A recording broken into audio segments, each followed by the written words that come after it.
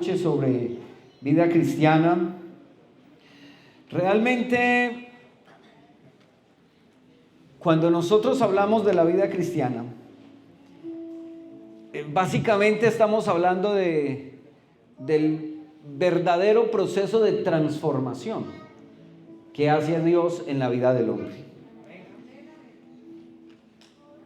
El versículo 9 de este capítulo que leímos dice: ¿no sabéis que los injustos no heredarán el reino de Dios? No erréis, ni los fornicarios, ni los idólatras, ni los adúlteros, ni los afeminados, ni los que se echan con varones, ni los ladrones, ni los avaros, ni los borrachos, ni los maldicientes, ni los estafadores heredarán el reino de Dios. Y dice el verso 11, y dice: esto erais algunos. ¿Qué le estaba diciendo Pablo a los de Corinto? Que eran todo eso y más. Eso les estaba diciendo Pablo.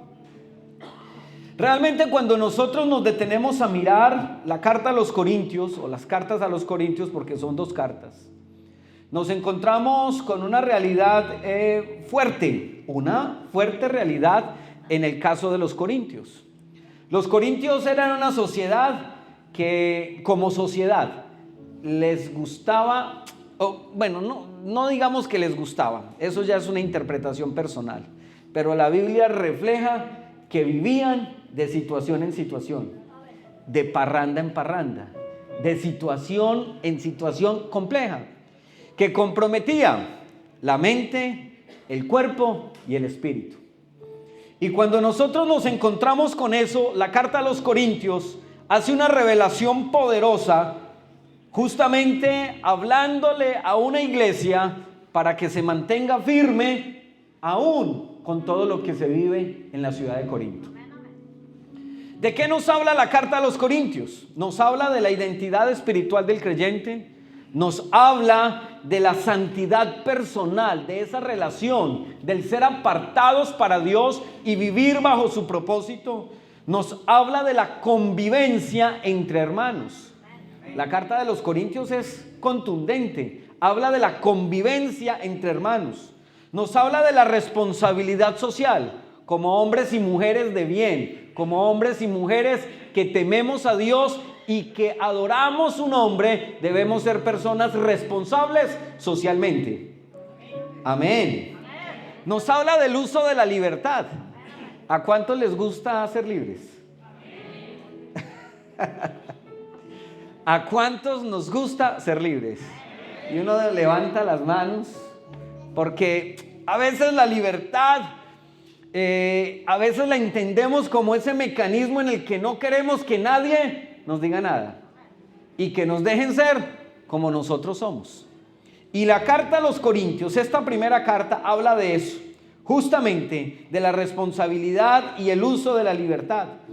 La carta a los Corintios nos habla de la sexualidad, nos habla del matrimonio, nos habla de la administración de los dones espirituales, de la justicia entre creyentes, cómo se dirimen conflictos entre creyentes. ¿Hay conflictos entre creyentes? No me contesten. Y toda esa responsabilidad en la que Pablo le envía una carta, o escribe una carta estando en Éfeso y se le escribe a los corintios. Pablo mismo, cuando habla de Corintio, habla con reserva, porque él tenía cierto temor de establecer la iglesia en Corinto, de abrir y desarrollar ese proceso, precisamente porque era una sociedad que vivía en pecado, era una sociedad que vivía bajo el yugo del maligno. Pero la Biblia declara, la Biblia muestra que donde Dios está, no importa el lugar, Él rompe lo que tiene que romper, Él sana lo que tiene que sanar y hace todo lo que tiene que hacer para que todos estemos bien. Por supuesto, para Pablo la vida cristiana, y cuando uno estudia al apóstol Pablo, la vida cristiana no es simplemente adoptar un código de moral. Ya lo vimos en el servicio anterior. no es una conducta ni permisiva ni moralista. Es una conducta bajo el poder del Espíritu Santo.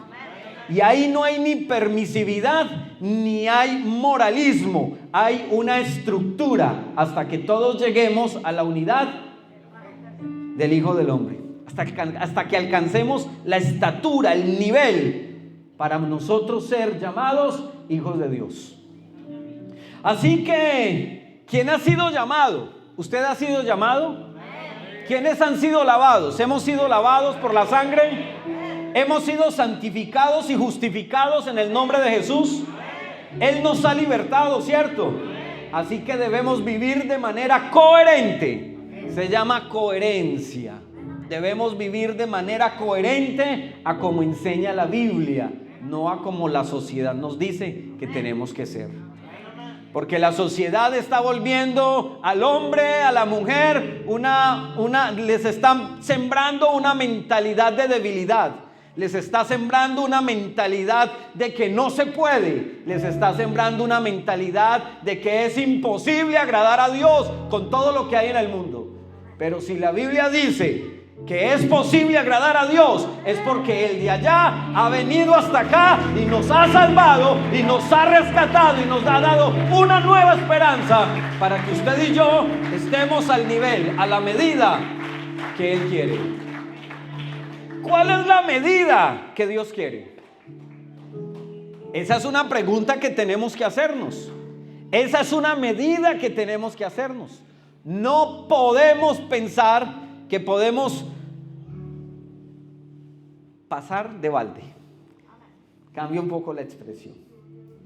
No podemos pasar ahí por debajito, como si nada pasara.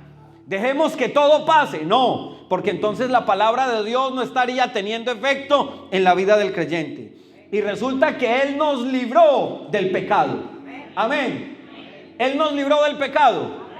Y entonces, ¿qué es la salvación? Si la salvación no es librarnos del pecado, y a causa de esa liberación nosotros podemos llegar a la vida eterna, porque el regalo de Cristo es vida eterna. Pero tenemos que llegar a la medida de ¿quién? De Cristo, no a la medida nuestra, porque el estándar nuestro es muy bajito. Así solo sea una menos. El estándar nuestro es muy bajito. Porque si te pellizcas, te duele. Entonces, ¿cómo te haces? Pellizquese. ¿Cómo te haces? Pasito, ¿cierto? Te cuidas. Entonces no va a haber mucho que te haga, que si dependiera de nosotros, no va a haber mucho que nos haga doler. ¿Sabe por qué? Porque nosotros nos vamos a hacer pasito. Porque ahí sí aplicamos la Biblia. Porque con la vara que midas, serás medido. Entonces nos vamos suavecito. Y resulta que la palabra de Dios no nos enseña a que tengamos nuestro estándar. Nos enseña a que tengamos el estándar de Él, el que Él planteó para una iglesia sin mancha y sin contaminación. Cuando vemos el versículo el verso 11 dice: ya habéis sido lavados, ya habéis sido santificados, ya habéis sido justificados en el nombre del Señor Jesús y por el Espíritu de nuestro Dios. Así que en el orden de las decisiones que Dios hace, lo que Él hace es, primero Dios interviene. ¿Quién es el que convence? La Biblia dice que es Dios. La Biblia dice que el Espíritu Santo convence de pecado, de justicia y de juicio. ¿Quién nos incorpora en la iglesia? El Espíritu Santo. Esa es la obra del Espíritu Santo.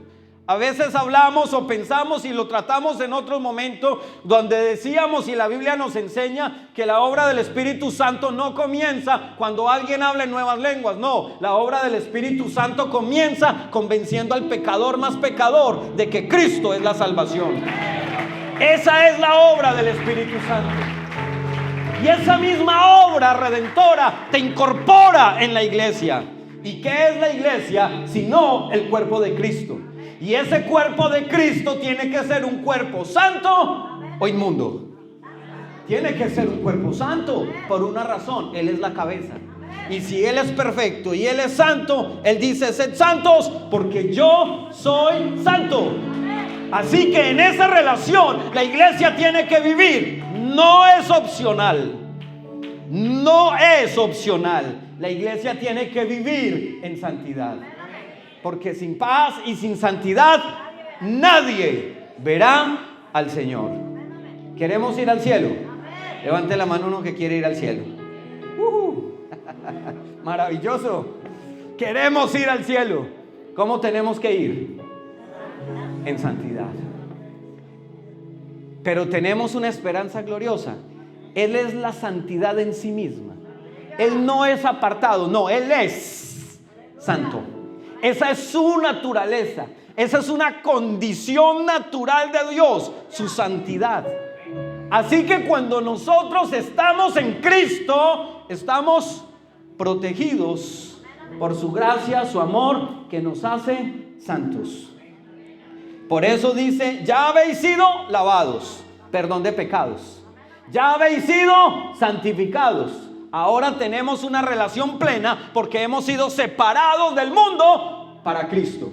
Y como hemos sido separados del mundo para Cristo, entonces ahora ¿qué necesitamos? Confiar en Él, obedecer su palabra y vivir para Él. Así que Dios interviene. El creyente, cuando Dios interviene, recibe una nueva identidad. Amén.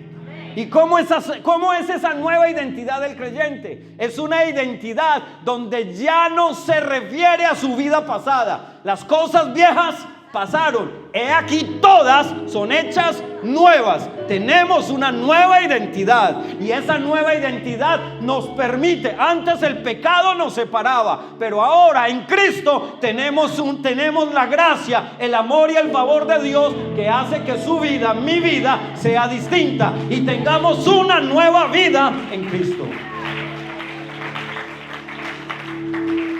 Por supuesto, esa nueva identidad produce una nueva conducta. Una nueva conducta.